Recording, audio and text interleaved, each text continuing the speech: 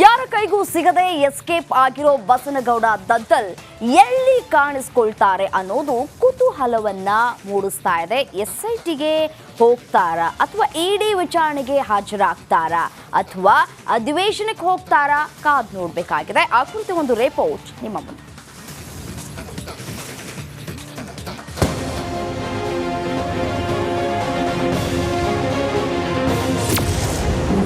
ಇಡಿ ಭೀತಿಗಿಂದ MLA Daddal escape.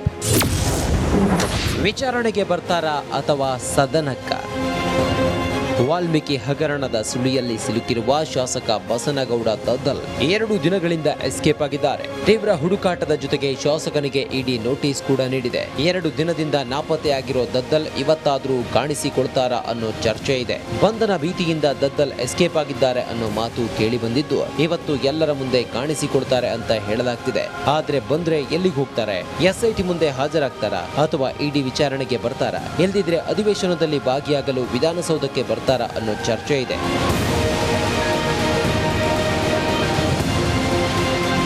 ಶುಕ್ರವಾರ SIT ಮುಂದೆ ಹಾಜರಾಗಿದ್ದ ದದ್ದಲ್ಗೆ ಅಂದೇ ಮತ್ತೊಂದು ನೋಟಿಸ್ ನೀಡಲಾಗಿತ್ತು. ಅಷ್ಟೇ ಅಲ್ಲ, ಇಡಿ ಅಧಿಕಾರಿಗಳು ಕೂಡ ದದ್ದಲ್ಗೆ ನೋಟಿಸ್ ನೀಡಿದ್ದಾರೆ. ದದ್ದಲ್ ಸಂಪರ್ಕಕ್ಕೆ ಸಿಗದ ಕಾರಣ ಮನೆಗೆ ತೆರಳಿ ಇಡಿ ನೋಟಿಸ್ ಅಂಟಿಸಿದ್ದು, ಎಲ್ಲಿಗೆ ಹೋಗ್ತಾರೆ ಅನ್ನೋದು ನಿಗೂಢವಾಗಿದೆ.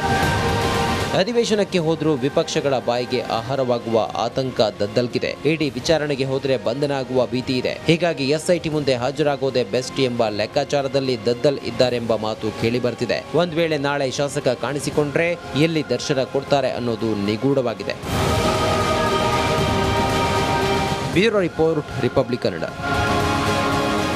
ಮುಡಾ ಸೈಟ್ ಹಂಚಿಕೆ ಕೇಸ್ ಸಿದ್ದರಾಮಯ್ಯ ಸರ್ಕಾರಕ್ಕೆ ತಲೆನೋವಾಗಿ ಪರಿಣಮಿಸಿದೆ. ಈ ಹಿನ್ನೆಲೆ ರಾಜ್ಯ ಸರ್ಕಾರ ನ್ಯಾಯಾಂಗ ತನಿಖೆಗೆ ಆದೇಶವನ್ನ ಹೊರಡಿಸಿದೆ. ಆ ಕುರಿತು ಒಂದು ವರದಿ ಎಲ್ಲಿದೆ.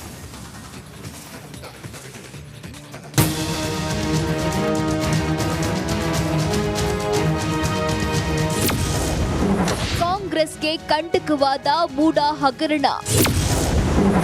ನ್ಯಾಯಾಂಗ ತನಿಖೆಗೆ ರಾಜ್ಯ ಸರ್ಕಾರ ಆದೇಶ. ಸಿದ್ದರಾಮಯ್ಯ 2.0 ಸರ್ಕಾರ ಅಸ್ತಿತ್ವಕ್ಕೆ ಬಂದಾಗಿನಿಂದ ಒಂದಲ್ಲ ಒಂದು ಹಗರಣಗಳ ಸುರುಳಿ ಕಾಂಗ್ರೆಸ್ ಸರ್ಕಾರವನ್ನ ಸುತ್ತಿಕೊಳ್ತಿವೆ.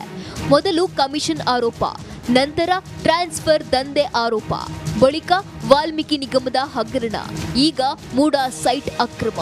ಸಿಎಂ ಸಿದ್ದರಾಮಯ್ಯ ಅವರ ತವರಲ್ಲೇ ಈ ಹಗರಣ ಬೆಳಕಿಗೆ ಬಂದಿದ್ದು, ಈ ಹಗರಣದಲ್ಲಿ ಹಲವು ಅನುಮಾನಗಳು ಕೂಡ ವ್ಯಕ್ತವಾಗಿವೆ. ವಿಪಕ್ಷಗಳಂತೂ ಸಿಎಂ ಹಾಗೂ ಕಾಂಗ್ರೆಸ್ ಸರ್ಕಾರವನ್ನ ಕಟ್ಟಿಹಾಕಲು ಶತ ಪ್ರಯತ್ನ ನಡೆಸುತ್ತಿವೆ. ಇದರಿಂದ ತಪ್ಪಿಸಿಕೊಳ್ಳಲು ಸರ್ಕಾರ ಈಗ ಈ ಹಗರಣವನ್ನ ನ್ಯಾಯಾಂಗ ತನಿಖೆಗೆ ನೀಡಿ ಆದೇಶಿಸಿದೆ.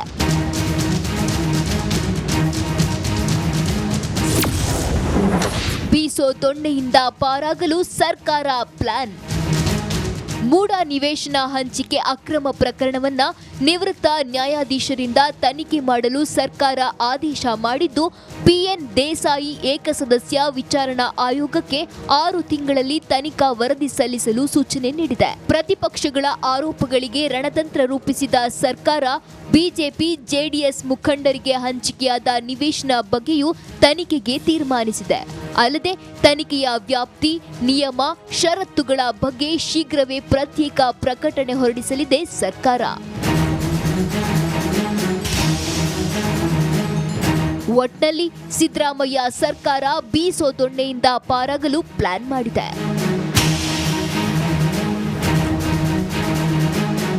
Bureau report, Republic Kannada. Kaveri ನೀರಿಗಾಗಿ ತಮಿಳುನಾಡು ಮತ್ತೆ ಖ್ಯಾತೆ ತೆಗೆದಿದೆ. ಹೀಗಾಗಿ ತಮಿಳುನಾಡಿಗೆ ನೀರು ಬಿಡಲು ಕಾವೇರಿ ನೀರು ನಿರ್ವಹಣಾ ಸಮಿತಿ ಆದೇಶದ ಹಿನ್ನೆಲೆ ಸರ್ವಪಕ್ಷ ಕರೆಯಲಾಯಿತು. ಇನ್ನು ಸಭೆಯಲ್ಲಿ ಆಗಿದ್ದಾದ್ರೂ ಏನೋ ನೀವೇ ನೋಡಿ.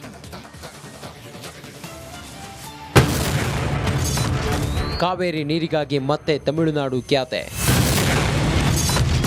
8,000 ಕ್ಯೂಸೆಕ್ ನೀರು ಬಿಡಲು ತೀರ್ಮಾನ. ಬೇಸಿಗೆ ಇರಲಿ, ಮಳೆಗಾಲ ಇರಲಿ, ಕಾವೇರಿ ನೀರಿಗಾಗಿ ತಮಿಳುನಾಡು ಖ್ಯಾತೆ ತೆಗೆಯುತ್ತಲೇ ಇರುತ್ತೆ.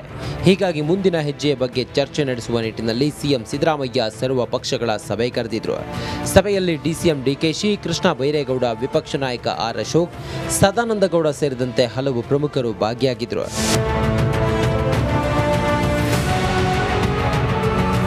ವಿಧಾನಸೌಧದಲ್ಲಿ ಸಭೆ ನಡೆಸಿದ ಸರ್ವ ಪಕ್ಷದ ನಾಯಕರು ಚರ್ಚೆ ನಡೆಸಿ ನೀರು ಬಿಡಬೇಕಾ ಬೇಡವಾ, ನೀರು ಬಿಡುವುದರಿಂದ ಆಗುವ ಅನಾನುಕೂಲತೆ ಬಗ್ಗೆ ಕೂಲಂಕುಷವಾಗಿ ಚರ್ಚೆ ಮಾಡಿದರು.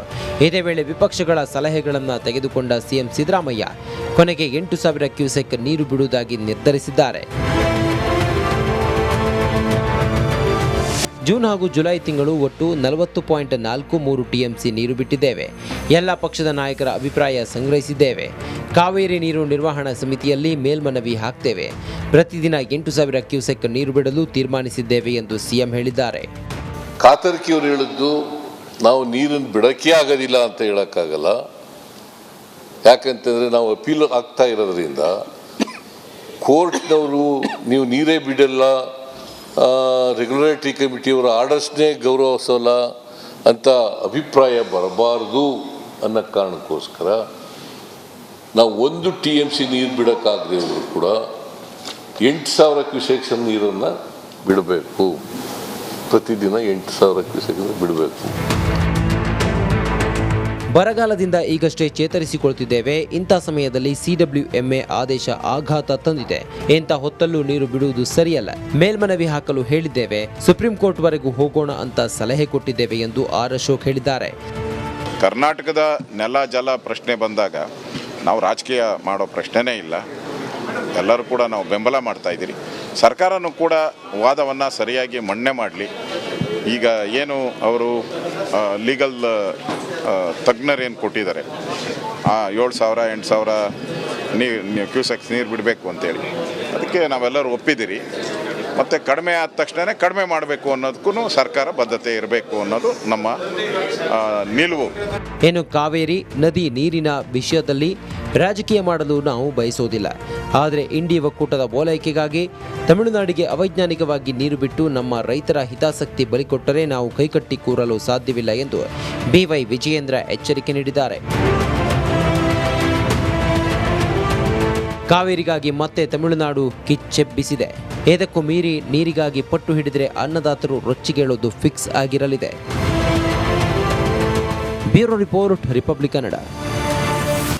ಇಂದಿನಿಂದ 9 ದಿನಗಳ ಕಾಲ ವಿಧಾನಮಂಡಲ ಅಧಿವೇಶನ ಆರಂಭ ಆಗಲಿದ್ದು, ಸದನದಲ್ಲಿ ಆಡಳಿತ ಪಕ್ಷದ ವಿರುದ್ಧ ಹೋರಾಟಕ್ಕೆ ಬಿಜೆಪಿ ಹಾಗೂ ಜೆಡಿಎಸ್ ನಾಯಕರು ಸಜ್ಜಾಗಿದ್ದಾರೆ.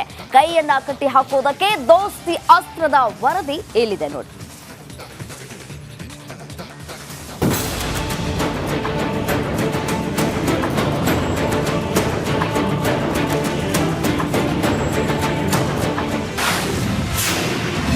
ಇಂದಿನಿಂದ ವಿಧಾನಮಂಡಲ ಅಧಿವೇಶನ. ಕಾಂಗ್ರೆಸ್ ಕಟ್ಟಿ ಹಾಕಲು ದೋಸ್ತಿಗಳ ಸಜ್ಜು. ಲೋಕಸಭೆ ಚುನಾವಣೆಯ ಬಳಿಕ ಆಡಳಿತ ಹಾಗೂ ಪ್ರತಿಪಕ್ಷಗಳ ನಡುವಿನ ಮಾತಿನ ಸಮರಕ್ಕೆ ವಿಧಾನಮಂಡಲ ಅಧಿವೇಶನ ವೇದಿಕೆಯಾಗಲಿದೆ. ವಿಪಕ್ಷಗಳ ಬತ್ತಳಿಕೆಯಲ್ಲಿ ಹಲವು ಅಸ್ತ್ರಗಳಿದ್ದು ಸದನದಲ್ಲಿ ಹೋರಾಟ ರೂಪಿಸಲು ತಂತ್ರಗಾರಿಕೆ ನಡೆಸಿದೆ.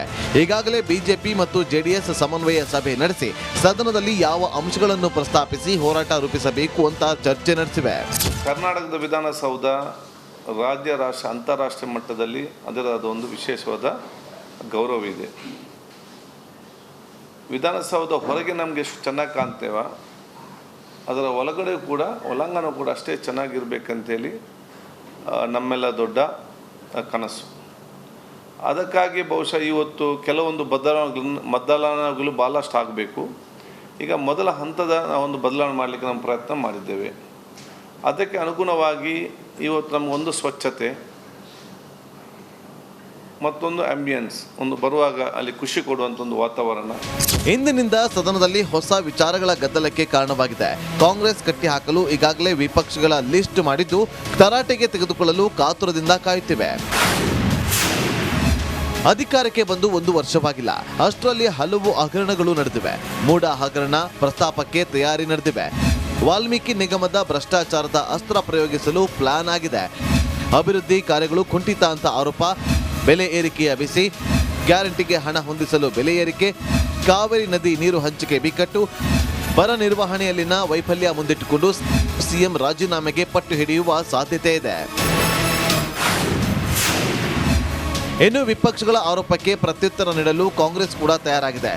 ಬಿಜೆಪಿ ಜೆಡಿಎಸ್ ಕಾಲದ ಅಕ್ರಮಗಳ ಮಾಹಿತಿ ಕಲೆ ಹಾಕಿದ್ದು ಮೂಡಾ ಕೇಸ್ ಪ್ರತಿಯಾಗಿ ಸೂಡ ಅಕ್ರಮ ಪ್ರಸ್ತಾಪಕ್ಕೆ ಪ್ಲಾನ್ ಮಾಡಿದೆ.